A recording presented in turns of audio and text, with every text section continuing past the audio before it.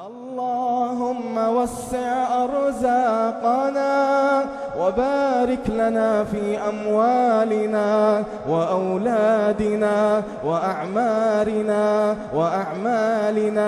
وذرياتنا يا ذا الجلال والإكرام.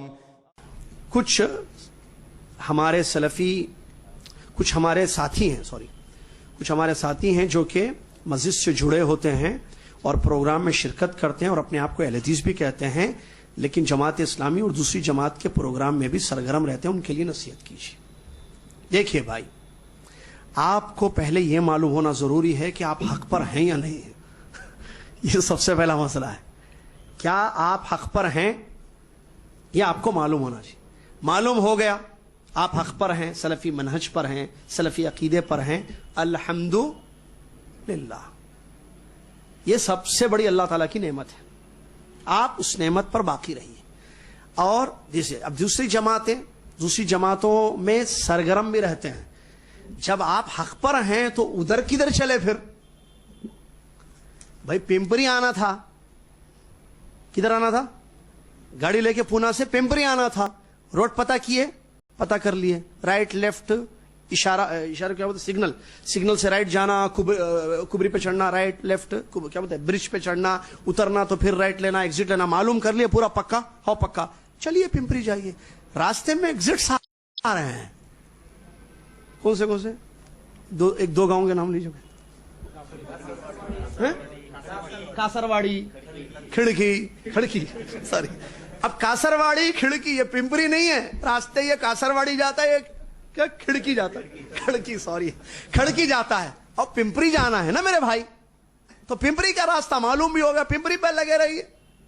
ادھر ادھر کدھر جا رہے آپ؟ حق پر رہ کر باطل کا ساتھ نہیں دینا. غلط ہے، صحیح ہے. کیا ہے اس میں مسئلہ بھائی؟ اپنے منہج پر قائم رہیے.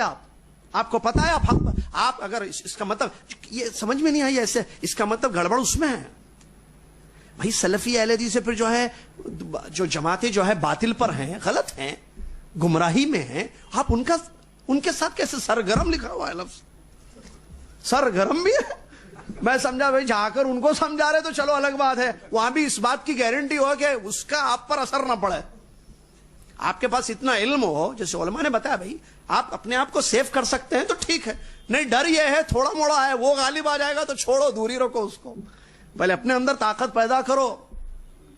حق سر چڑھ کے بولتا ہے، حق نعمت ہے. آپ حق والی جماعت میں ہیں تو اللہ کا شکر ادا کیجئے، اس پر ڈٹے رہیے. آپ انشاءاللہ کامیابی ہوگی. اور ڈرنا مت نقصان پہنچانے والوں کے نقصان سے. نبی صلی اللہ علیہ وسلم لا تزال طائفة من امتی ظاہرین لا يضرهم من خذلهم حتى ياتي امر اللہ. حق پر ڈٹی ہوئی جو جماعت ہے قیامت تک رہے گی. اللہ تعالیٰ کی مدد ان کے ساتھ شامل حال رہے گی. نقصان پہنچانے والے، ذلیل کرنے جو چاہیں کہ ان کو ذلیل کر دیں، نقصان پہنچائیں، وہ ان کا کچھ بھی نہیں بگاڑیں گے. حتى ياتي امر اللہ، یہاں تک کہ قیامت آئے گی. یاد رکھنا، یہ کوئی کچھ نہیں بگاڑ سکتا. بال بانگا نہیں کر سکتے، کوئی شک نہیں ہے بھائی. حق، اللہ کی مدد ہوتی ہے حق پر. ادھر ادھر جانے کا مطلب کیا ہے آپ کا؟ اس کا مطلب یا تو آپ کو منہج صحیح نہیں معلوم ہے، پھر یہی اصل پرابلم ہے نا. وہ سمجھتا نہیں وہ بھی صحیح، یہ بھی صحیح، وہ بھی صحیح.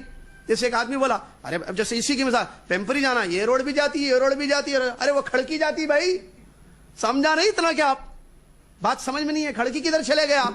تو دوسرے علاقے چلے گئے. آپ پہلے پتہ کیجئے. اگر آپ کا منہج صحیح ہے، عقیدہ صحیح ہے، تو پھر آپ غلط منہج سے ان کا ساتھ نہیں دے سکتے. کیوں؟ اس لیے کہ ایک اصول ہے، تعاونوا علی البر والتقوی ولا تعاونوا علی الاثم والعدوان. نیکی اور بھلائی کے، تقوی کے کاموں میں تعاون کرو، اور گناہ میں، یہ گناہ ہے. غلط جو جماعتیں ہیں ان کے ساتھ جو ہے تعاون کرنا، یہ تعاون علی الخیر نہیں ہے، بھلائی کے کاموں میں تعاون نہیں ہوگا. یہ